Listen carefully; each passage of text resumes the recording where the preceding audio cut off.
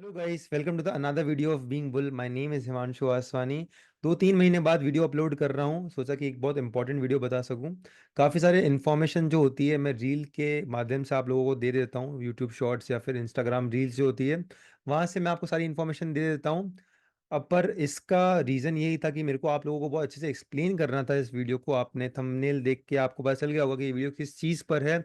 आपके दिमाग में जो एक डर है क्रैश का, उसको एक जस्टिफाई करने के लिए, या फिर आप मान लीजिए कि कैसे आ सकता है, क्या हो सकता है, तो उस हिसाब से मैंने ये वीडियो बनाई है। तो कोई दिक्कत वाली बात नहीं है, बिना टेंशन के देखनी है इस वीडियो को। कि ऐसा कोई क्रैश वगैरह अपन को दिमाग में रखना नहीं है। नॉर्मली मार्केट में जो उतार चढ़ाव आते हैं वो पार्ट है मार्केट का। तो इस वीडियो को चालू करते हैं। अच्छे से समझना इन चार्ट्स को जो मैं समझाने वाला हूँ आपको, निफ्टी में या फिर बैंक निफ्टी में अच्छे से समझना। लर्निंग बहुत इंपॉर्टेंट है। अगर मैं आप लोगों के लिए 3 महीने बाद अगर कोई यूट्यूब वीडियो बना रहा हूँ और अगर उसको रील में नहीं समझा रहा हूँ, तो बहुत, वो आप सोचिए कितना इंपॉर्टेंट हो सकता है वो डिस्कशन। अच्छे से समझिए। शुरू करते हैं इस वीडियो को। देखिए, अभी आपको सामने निफ्टी का चार्ट दिख रहा होगा स्क्रीन पर। अब मैं निफ्टी बैंक निफ्टी का आपको चार्ट दिखाऊंगा और एक्सप्लेन करूंगा इस वीडियो में कि क्रैश आता कैसे है। आप लोग न्यूज वगैरह या फिर इंस्टाग्राम पे पोस्ट वगैरह देख लेते हो, कोई भी पैनिक वाली चीज आ जाती है, जैसे वॉर आ गया, कुछ भी आ गया, ऐसी चीजों से आप बहुत पैनिक हो जाते हो और आपको ऐसा लगता है कि अब तो निफ्टी 20-25% टूट जाएगा, 30% टूट जाएगा। चीजें ऐसे वर्क नहीं करती है। हर चीज जो है टेक्निकली दिखती है चार्ट पे। तो इस पे विश्वास मत करो कि जहां पे कोई भी वॉर आ गया तो पैनिक सिचुएशन आ गई तो क्रैश आ जाएगा। हाँ, मार्केट गिरता है, वो कोई बात नहीं है, बट ये एक पैटर्न नोटिस करो कि क्रैश का मतलब एक अलग चीज होती है। क्रैश मतलब कम से कम 30 से 40% जब मार्केट गिरता है उसको क्रैश बोलते हैं। एक सिंगल कैंडल जब निफ्टी बना देता है, मान लो कि एक बड़ी कैंडल निफ्टी ने बना दी, कोई भी सिंगल कैंडल 4-5% की निफ्टी ने बना दी, तो क्रैश नहीं बोलेंगे उसको, एक प्रॉफिट बुकिंग भी बोल सकते हैं। मार्केट वापस ऊपर चला जाएगा, आप उसको समझ के चीजें बेचते जाते हो और अगले दिन मार्केट वापस ऊपर चला जाता है। तो इन चीजों को क्रैश मत समझो, कुछ चीजों को प्रॉफिट बुकिंग भी समझो। क्रैश एक अलग सिनेरियो में आता है। मैं आपको एक्सप्लेन करूंगा आज इस वीडियो में कि कैसे अपन प्रिडिक्ट कर सकते हैं कि ये क्रैश आ सकता है, और कैसे प्रिडिक्ट कर सकते हैं कि यार अभी भी टाइम है क्रैश आने में, या फिर मार्केट गिरने में अभी भी टाइम है, मार्केट में प्रॉफिट बुकिंग है। ये सब अपन एक बार देखेंगे कैसे कर सकते हैं इस वीडियो में एनालिसिस। तो ध्यान से देखना है इस वीडियो को। अभी मैं आपको वीकली टाइम फ्रेम पे लेके आ चुका हूँ निफ्टी के, ठीक है। अब निफ्टी में सिंपली आपको एक पैटर्न नोटिस करना है। वो पैटर्न क्या है कि देखिए, निफ्टी कभी ना कभी अपने 200 ईएमए, जो वीकली 200 ईएमए है ना कभी उसके पास जरूर आता है। ये आपको हमेशा ध्यान रखना है। जब देखो, इस चीज इसकी वजह से ये नहीं है कि अभी आ सकता है, मैं ऐसा कुछ भी नहीं बोल रहा हूं। मैं आपको जस्ट एक पैटर्न नोटिस करवा रहा हूं कि निफ्टी अपने 200 ईएमए के आसपास वीकली टाइम फ्रेम के कभी ना कभी जरूर आता है, कोशिश करता है कि उसके आसपास आए। देखिए, अगर आप बहुत पहले से ऑब्जर्व करोगे, मैं आपको एकदम पीछे लेके चला जाता हूँ। अभी देखिए, यहाँ पे जब आप ऑब्जर्व करोगे तो निफ्टी बार बार जब ऊपर जाता है तो अपने 200 ईएमए के, देखो यहाँ से एक अप ट्रेंड चालू हुआ। तो 2004 में निफ्टी ने ऑल टाइम हाई दिया, उसके बाद वापस अपने 200 ईएमए तक आ गया। यहाँ पे भी क्रैश आया था, इसको एक क्रैश बोल सकते हैं यहाँ पर। ये कुछ 35% के आसपास का क्रैश था, तो ये क्रैश वाली सिनेरियो है। फिर ऊपर चला गया निफ्टी, उसके बाद वापस आया निफ्टी नीचे 200 ईएमए के आसपास तक। अब यहाँ से लेकर यहाँ तक में बहुत बड़ा टाइम है। ये एक बहुत बड़ा टाइम फ्रेम है, 1344 डेज। मतलब कितना बड़ा टाइम फ्रेम है, 4-5 साल लगे इसको आने में, पर वापस कभी ना कभी वापस आया। ठीक है, ऑल टाइम हाई गया। ठीक है, उसके बाद आया कब वापस, 4 साल में ऑल टाइम हाई गया, एकदम टॉप पे गया, और उसके बाद कब वापस आया, 1600 दिनों बाद अपने 200 ईएमए पे वापस आया, बट आया। ठीक है, उसके बाद धीरे धीरे, एक सेकेंड, हाँ, उसके बाद धीरे धीरे वापस गया, वापस आता है, फिर ऊपर जाता है। फिर कोविड में इसने पूरा 200 की में तोड़ दिया था और एकदम नीचे तक आ गया था, पर वापस इसने बहुत अच्छी खासी प्रॉफिट बुकिंग आई। अब देखिए, ये अपने 200 ईएमए के आसपास अब वापस एकदम बहुत ज्यादा दूर चला गया अभी अपने 200 ईएमए से। कभी ना कभी ये वापस आएगा। कब अपन प्रिडिक्ट कर सकते हैं कि ये कब आएगा, उसका मैं केस आपको बताता हूं। तो अभी मैं आपको दूंगा एग्जांपल, ठीक है। मंथली टाइम फ्रेम पे चलते हैं निफ्टी के। इसमें एक थ्योरी है डिमांड और सप्लाई जोन की। अगर वो आपको थ्योरी नहीं पता है तो आप हमारा फर्स्ट वीडियो पहले देखो, डिमांड जोन सप्लाई जोन समझो, उसके बाद ये देखो। नहीं तो मैं इसमें भी थोड़ी बहुत कोशिश कर लूंगा, बट अगर आपको बहुत अच्छे से समझना है तो वो बहुत जरूरी है। ठीक है, वापस कंटिन्यू करते हैं इसको। देखिए, अभी देखो क्या हुआ है निफ्टी में यहाँ पर, कि निफ्टी यहां से ऊपर जाता है, ठीक है। ऊपर जाते जाते निफ्टी में क्या हुआ, निफ्टी ये डिमांड जोन टेस्ट करता है, इस डिमांड जोन से निफ्टी वापस ऊपर चला जाता है, ऊपर जाता है, ऊपर जाता है, ऊपर जाता है। ये एक rally base, drop base rally का एक डिमांड जोन बन गया।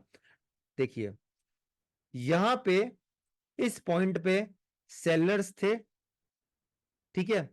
यहां पे कंफ्यूजन क्रिएट हुआ क्योंकि यहां पे एक बेस कैंडल बन गया, और फिर यहां से एक मूवमेंट आया। तो कहीं ना कहीं अपन समझ सकते हैं कि यहां पर जो है ना, यहां पर बायर्स की अवेलेबिलिटी है, ये अपन समझ सकते हैं, ठीक है। तो अब कंटिन्यू करते हैं।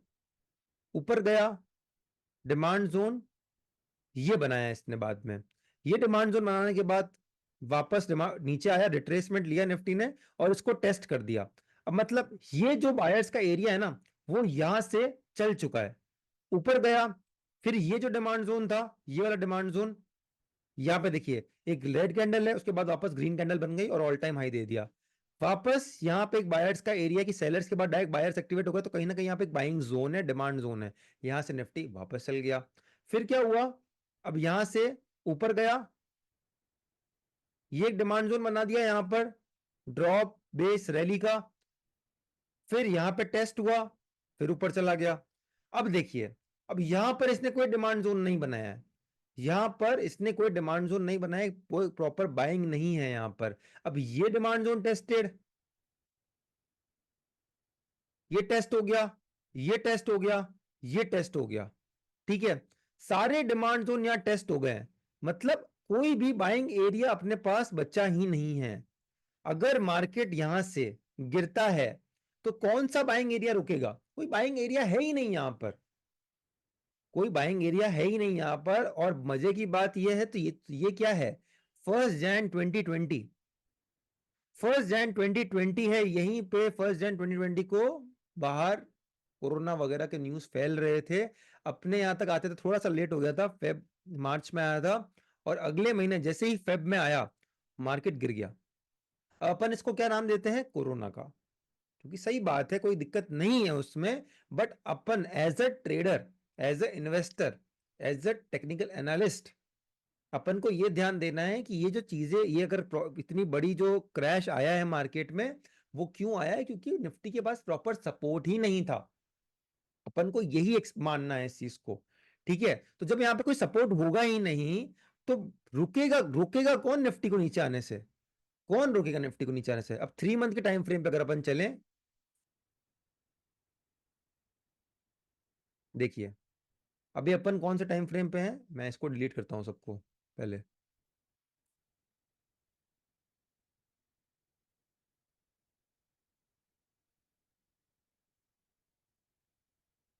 अब अपन 12 मंथ के डिमांड जोन पे चलते हैं, 12 मंथ के टाइम फ्रेम पे चलते हैं। 12 मंथ के टाइम फ्रेम पे अपन को दिखेगा कि यहां पर एक डिमांड जोन है, ये एक रैली बेस रैली का काफी पावरफुल डिमांड जोन है। मार्केट क्रैश हुआ यहां से 12,000 से अंदर तक आया डिमांड जोन के, और सिंगल उसी साल में इसने वापस ऑल टाइम हाई दे दिया। मंथली टाइम फ्रेम पे अपन वापस चलते हैं। अब देखिए कहां से बाइंग वापस आई, यहां से, इस डिमांड जोन से वापस एक बाइंग आती है, प्रॉपर इस डिमांड जोन में घुसता है निफ्टी, इस सपोर्ट पर घुसता है निफ्टी, और वापस उड़ जाता है मार्केट। अगर कोई सपोर्ट होंगे ही नहीं तो मार्केट को रोकेगा क्या, तब आता है क्रैश जब सपोर्ट नहीं होते हैं मार्केट में। बट अब इतना तो मैंने आपको समझा दिया है गाइस, अब आपको मैं समझाता हूं कि अभी का सिनेरियो क्या हो सकता है। 12 मंथ पे अपन चलते हैं, ठीक है। 12 मंथ पे अपन को दिखेगा कि अपना पहला डिमांड जोन जो है निफ्टी का, वो है 18,180 पे, yearly demand zone. Yearly demand zone मतलब सबसे powerful demand zone, the most powerful demand zone is the yearly demand zone, क्योंकि एक ईयरली टाइम फ्रेम है, एक साल का टाइम फ्रेम है। एक साल के पेंडिंग ऑर्डर्स, मतलब एक साल के बायर्स जो है ना, वो यहां पर बैठे हैं। फिर अपन चलते हैं 6 मंथ के टाइम फ्रेम पे, ये होती है टॉप डाउन अप्रोच, ठीक है। 6 मंथ पे अपन को दिखेगा कि यहां पर एक डिमांड जोन है, एक रैली बेस रैली का बहुत पावरफुल डिमांड जोन है, जो कि ईयरली डिमांड जोन से कोइंसाइड कर रहा है। फिर अपन चलते हैं 3 मंथ पे। 3 मंथ पे दिखेगा अपन को यहां पर एक डिमांड जोन, ये डिमांड जोन अपन को 3 मंथ पे दिखेगा। अभी इसको मार्क नहीं कर रहा हूं मैं क्योंकि ये 6 मंथ के आसपास ही है। 3 मंथ में भी कोई डिमांड जोन नहीं है। अब चलते हैं मंथली टाइम फ्रेम पे। मंथली टाइम फ्रेम पे भी यहां पर जो 3 मंथ का डिमांड जोन था ना, उसके आसपास एक कहीं ना कहीं एक छोटा मोटा डिमांड जोन बना रहा है ये। पर मंथली डिमांड जोन यहां तक 19,670 तक कोई भी सपोर्ट एरिया नहीं है निफ्टी में हायर टाइम फ्रेम। मैं अगेन रिपीट कर रहा हूं, अगर मैं ऐसा बोल रहा हूं कि 19,670 तक नहीं है तो इसका मतलब ये नहीं कि मार्केट क्रैश होने ही वाला है। ऐसा कुछ भी नहीं है, मैं बस आपको बता रहा हूं। अगर यहां से बहुत अच्छी खासी सेलिंग आती है तो बस मैं ये बोल रहा हूं कि फिर यहां पे डेली टाइम फ्रेम के डिमांड जोन, छोटे मोटे डिमांड जोन निफ्टी को नहीं रोक पाएंगे, निफ्टी यहां पे आएगा। अब अपन चलते हैं वीकली टाइम फ्रेम पे। वीकली टाइम फ्रेम पे अगर अपन देख सकते हैं तो वीकली टाइम फ्रेम पे यहां पर डिमांड जोन है डायरेक्ट, ये सबसे अच्छा डिमांड जोन है वीकली टाइम फ्रेम का, जो कि मंथली डिमांड जोन से कोइंसाइड कर रहा है। यहां पे अपन एक बार वीकली टाइम फ्रेम का डिमांड जोन मार्क कर लेते हैं।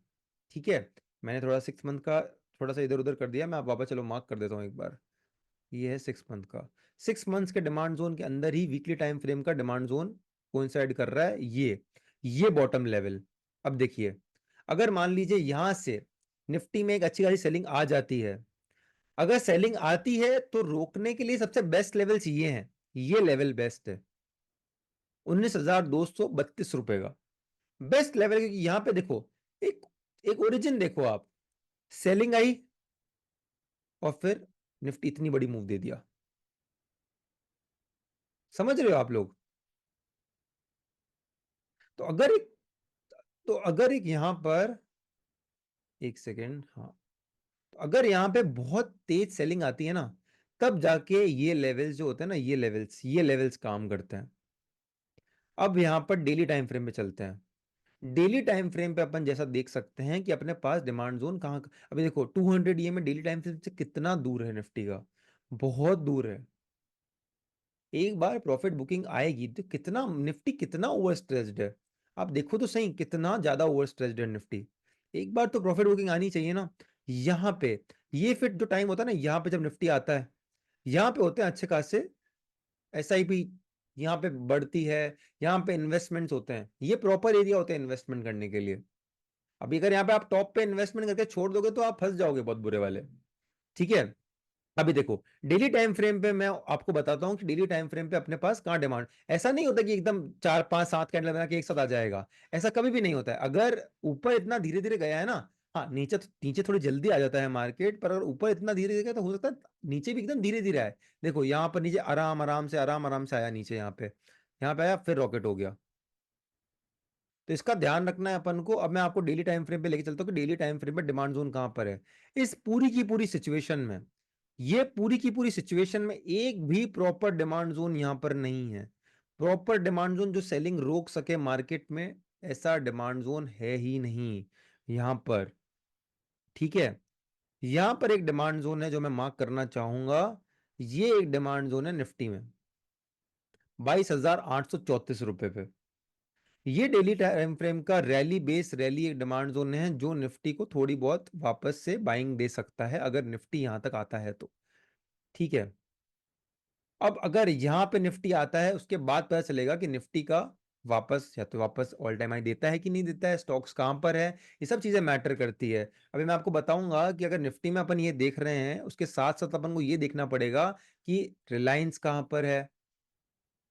रिलायंस में अगर ये पिक्चर है तो रिलायंस कहां पर है, रिलायंस का मंथली डिमांड जोन कहां पर है, रिलायंस पे सपोर्ट है कि नहीं है अगर निफ्टी जब यहाँ पे है, बैंक निफ्टी में सपोर्ट है कि नहीं है, ये सब चीजें अपन को देखनी पड़ेगी। एचडीएफसी बैंक का डिमांड जोन कहां पर है, आईसीआईसीआई बैंक का सबसे अच्छा डिमांड जोन कहां पर है, एसबीआई का सबसे अच्छा डिमांड जोन कहां पर है।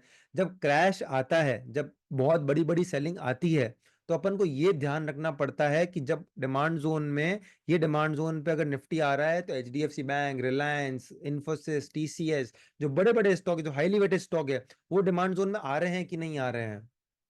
पर अगर निफ्टी यहां से गिरना चालू हुआ गाइस, तो इसको यहां तक बचाने के लिए तो कोई भी नहीं है। यहां से भी थोड़ा छोटा मोटा मुंह आ जाएगा वापस, और अगेन यहां तक सिनेरियो आएगा, जल्दी आएगा यहां तक सिनेरियो। मैं आप लोगों को बताता हूं कि इतना ओवर स्ट्रेस्ड हो गया है मार्केट। हो सकता है नई बाइंग आ जाए तो आ जाए, बट अगर यहाँ से मार्केट नीचे जाता है तो यहाँ से नीचे जाने के बाद ये सारे एरियाज नहीं रोक पाएंगे।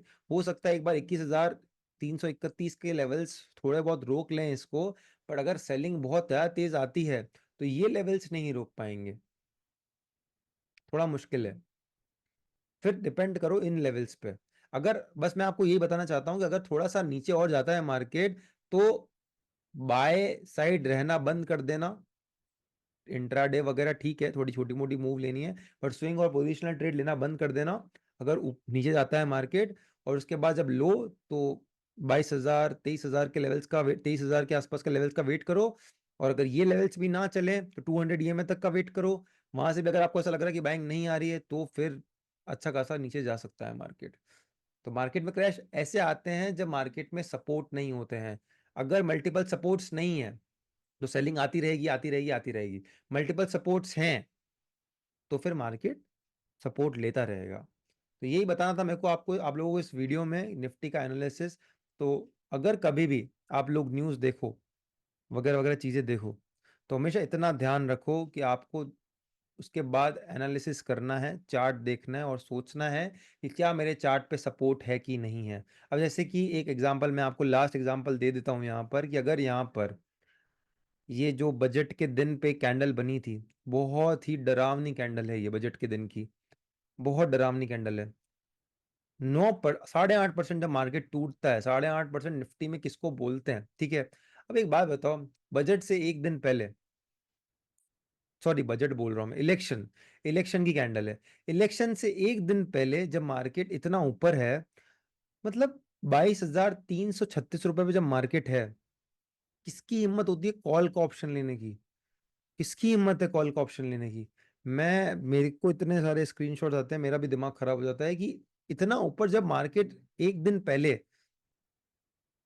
इलेक्शन के रिजल्ट के एक दिन पहले जब मार्केट ऑलरेडी इतना बड़ा जंप दे चुका है, तो उसके बाद वापस कॉल खरीदना, पता नहीं कुछ 0.% चांसेस होते हैं कि मार्केट वापस एक गैप अप दे देगा। उसके बाद इतना नीचे गया मार्केट, तो उसने मार्केट को किसने बचाया? मार्केट को बताया इस डिमांड जोन ने। यही तो वो डिमांड जोन था, रैली बेस रैली का डिमांड जोन। यही वो डिमांड जोन था जिसको मार्केट ने बचाया, है ना, प्रॉपर डिमांड जोन। उससे पहले कोई डिमांड जोन था ही नहीं अच्छा, तो मार्केट बच ही नहीं पाया, यहाँ पर सब कचरा था।